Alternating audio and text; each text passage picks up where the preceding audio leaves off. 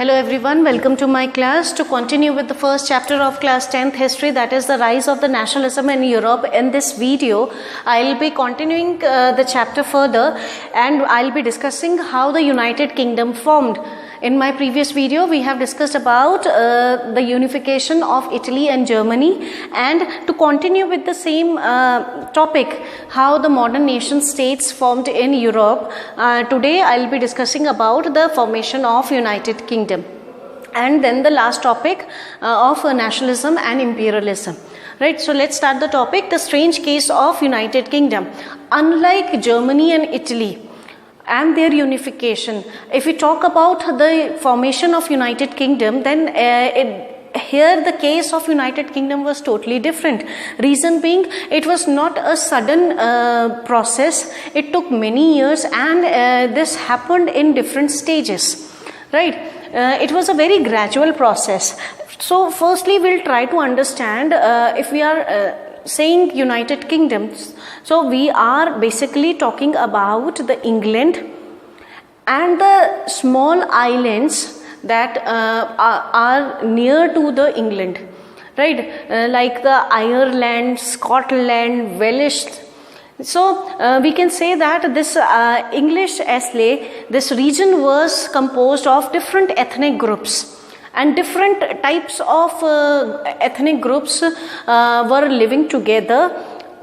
They were living together, but they followed their culture differently.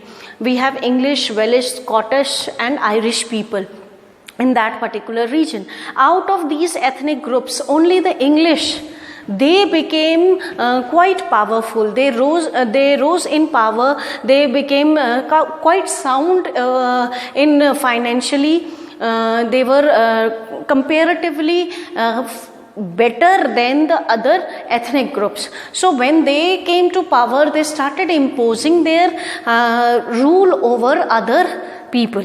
Right. So firstly, if we talk about England, so I'm just showing you here. See, this is Europe. This is Africa. Above Africa we have Mediterranean Sea, then we have Europe. Above Mediterranean Sea we have Europe. And England is not, its mainland is not connected with the European boundary, but it comes in European continent. So if we are talking about England, we are talking about this key-shaped island. And its northern region is Scotland. This small island is Ireland. So basically when we talk about England, we include these islands, small islands, with England. So this entire region comes under United Kingdom. So when England grew in power, it started imposing its rule over Scotland and Ireland and other small islands here. So when English people started imposing their rule over Scottish people, then it led to conflicts between the two communities. The Scottish people were not ready to accept the dominance, English dominance, because they have a very different cultural system. They follow different traditions. Their language was different. Their wearing style was different, their customs were different, so they were not ready to give up their age-old cultural patterns, right? And that is why they were not ready to accept the English domination. So this led to conflicts between the two for a long period. Ultimately, this ended when the Act of Union was signed in 1707 and Scotland became a part of United Kingdom, where at that time when this was signed, it was accepted that the Scottish people will have the freedom to follow their customs, follow their traditions, their language, their religion. But later on, English people, they started dominating the Scottish people. Right, so this is how after the military struggle, Scotland became part of United Kingdom in 1707. When we talk about the Ireland, then Ireland is a small nation here near to England.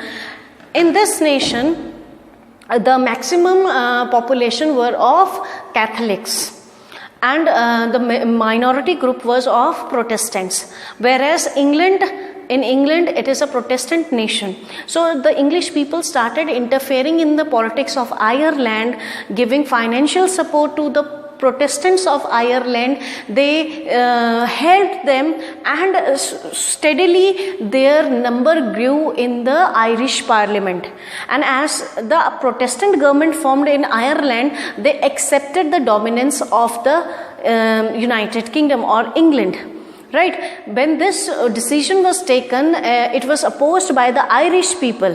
One such revolutionary was Wolfe Tone. He was a revolutionary. He organized a revolution against the Protestant Irish government, but this was suppressed by the government, and ultimately Ireland was forcefully incorporated into United Kingdom in 1807. So this entire region with these small islands merged with England.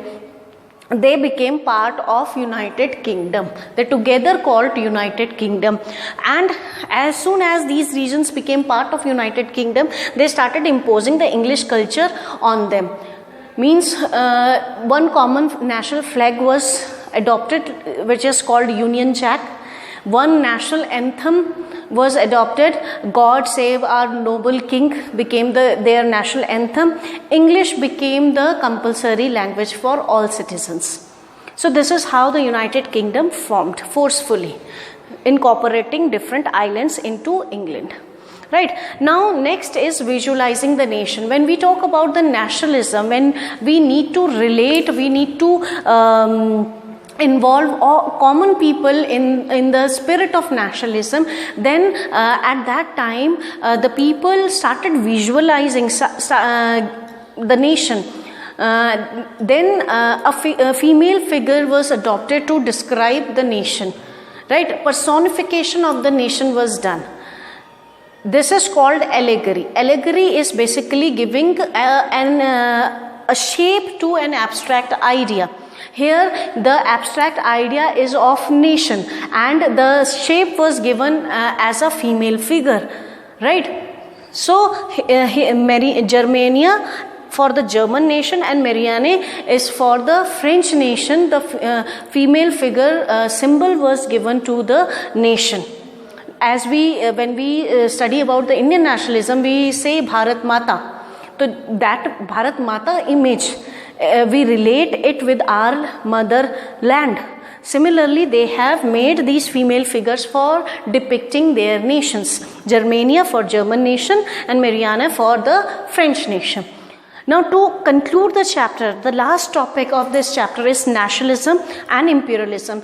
Till so far throughout the chapter we have studied about the nationalism, how the nations formed, how the spirit of nationalism came, how the people using this spirit.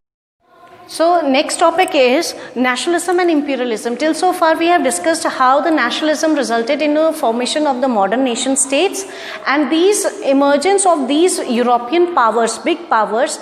Now what next development that took place in the mid 19th century was that they started following the policy of imperialism. Now what is imperialism? When one nation extends its control over another nation politically, economically or socially, then it is called imperialism. So an easy target for imperialistic policy of European nation was the Balkan nations. When we talk about the Balkan nations, you can see here, this is Africa. Above Africa we have Mediterranean Sea. Above Mediterranean Sea we have Europe. In Europe this W-like shape is Black Sea. So small nations like Albania, Bulgaria, all these nations who are surrounded here, this Black Sea, are called Balkan nations. These nations were earlier part of Russia. Russia was having control over these nations. So they became independent from the Russian control, and European nations here, big powers, they started targeting these Balkan nations to have control over them. Reason being, they are their location on the main trade route to Asia. This is the land route and the shortest route to enter Asia. So if any European power having control over this region, they can easily enter the Asia. Right, so these Balkan nations became the easy target or the bone of contention between the big European powers, and this was one of the reason for starting the First World War. Now, with this we ended this chapter here. We have seen how the nationalism became a main driving force and leading to the formation of various modern nation states, leading to the policy of imperialism. Right, so thank you for watching this video.